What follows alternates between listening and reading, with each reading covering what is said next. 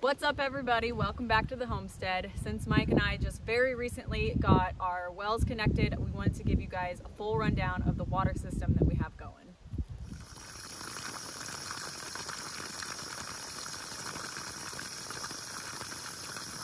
So just like a lot of you guys, when we first moved to our property, we didn't know anything about, water systems or anything like that. So we've researched a lot of it and learned a lot over the last couple of months.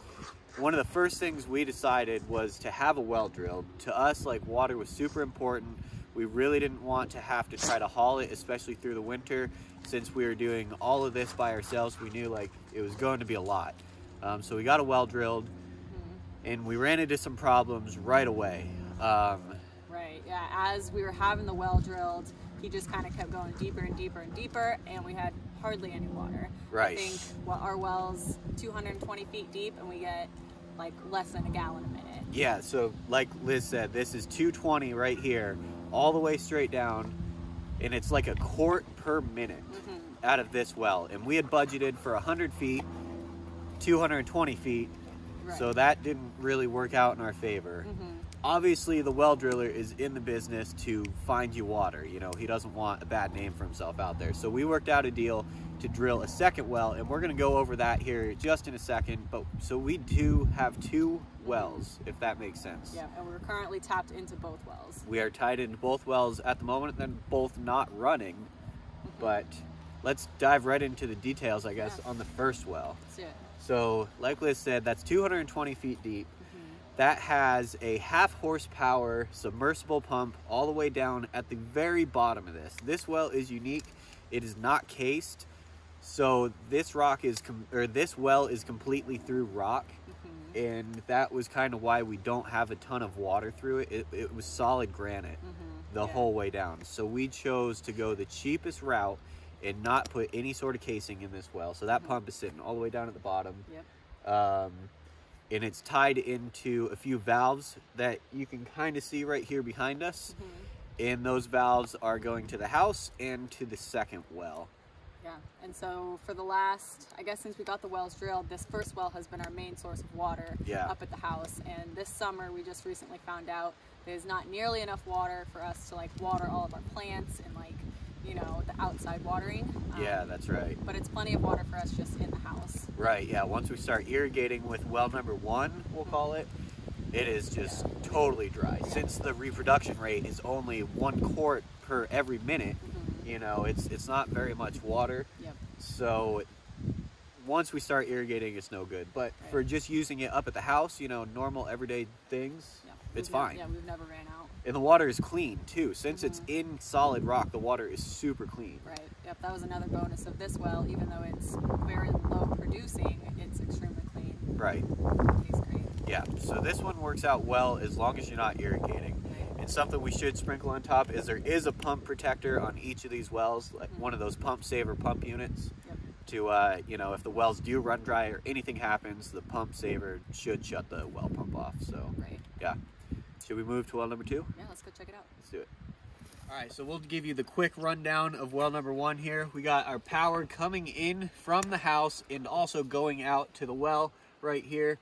If you come closer here, we have 2 valves down in the bottom, and that lets you separate one well from the other down there, so we're not backflowing on either well.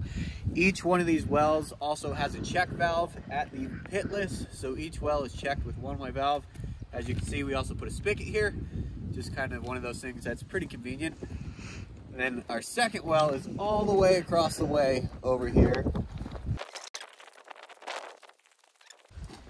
This is well number 2, so we have water and power running underground all the way between these 2 wells as well as up at the house.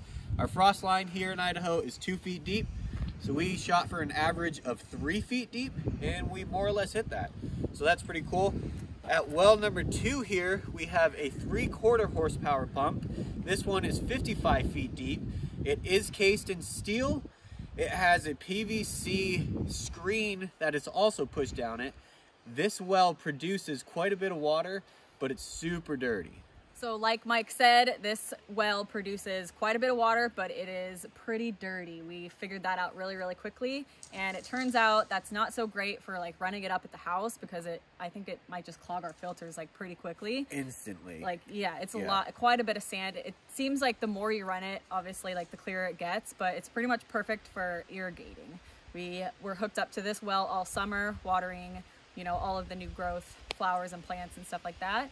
And we're wanting to use this well specifically for like garden and just all of our other watering needs. Right. So with well number 2, we actually ran power all the way to the woodshed over here. You can see we have conduit going into the woodshed, and then inside of there we just have a pump protect system in there as well. If you guys remember, or if you watched in our last video, we branched off the second well and dug the water line in all over to here for this spigot right here. And since this is the water that's hooked up to the house, we should have water. Yep. So this is going to be pretty much exactly where our garden is. We just wanted to have water nice and convenient for that. So we're really excited about that in our future. So since we're pulling water from both of these wells, we got a water line that is run underneath our entire driveway all the way up to the house. So let's head up there.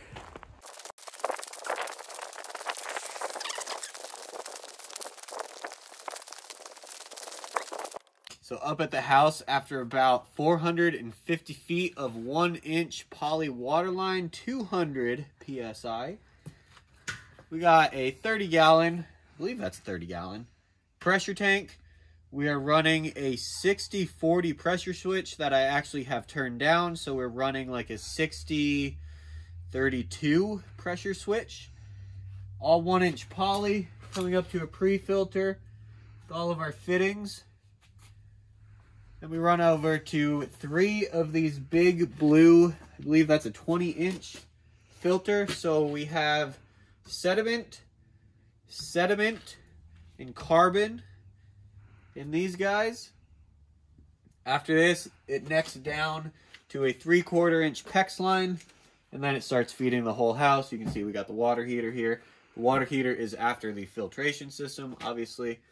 No water softeners at this point. We have not, budgeted that in yet, but hopefully here soon. I'm stumbling over my words a little. Good. But this is kind of the wrap up of the water system right here. We'll go show you a few of the spigots that we have outside up top here. All right, guys, so we showed you the 2 spigots down at the bottom. In addition to those, we have the spigot here that we put up at the top, and that's to kind of take care of all of our irrigation needs up here. It's really nice to be able to hook up a hose in multiple spots. That way you can get it to all the places on your property that you need to water. So we're really happy having this guy up here. And then I'll turn it on for you. Nice good pressure, that's for sure. I don't know if you can tell, it's a little bit kind of muddy, and that's because it's hooked up to the second well. You might have noticed on this spigot and then the ones down at the bottom, we have the rocks surrounding them, and that's so nobody accidentally backs into them. They'll hit the rocks instead of the spigot. Let's see. Another question that we thought might come up is how much water we use and like how many appliances are hooked to this system. So just like a quick Google will tell you the average person uses like 80 to 100 gallons of water a day. I don't think we're quite up to that. I think our usage is probably less per person. I would guess probably 50 to 70 gallons. And that is even quite a bit high, I believe. Yeah. So with only 300 gallons being held in well number 1, that still puts us well underneath of the water usage per day that we'd be using on the system.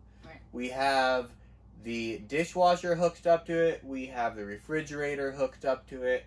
We have 1.5 baths. There will be 2 full baths hooked up to this water system. We have the washing machine hooked up to it.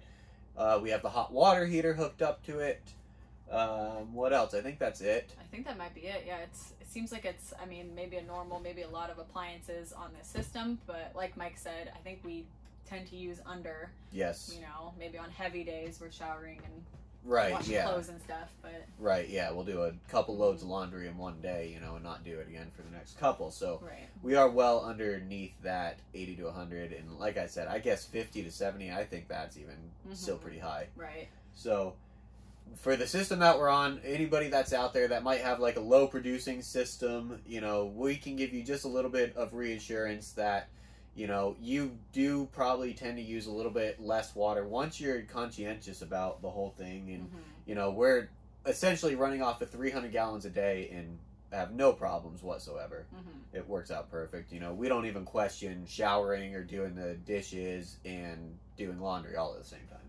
Yeah, it's never even a thought. So yeah. I think it really starts to add up when you have, you know, like livestock and stuff like that. Anything you need irrigation.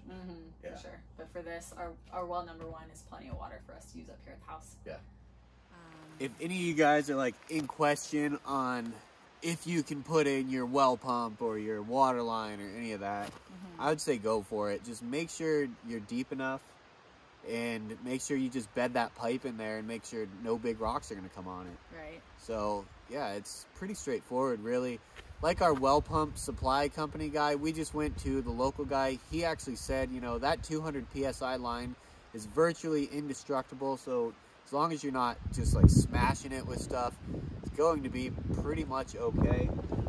Touching on the local well supply company, if you guys are hesitant whatsoever, go talk to your local well pump guy.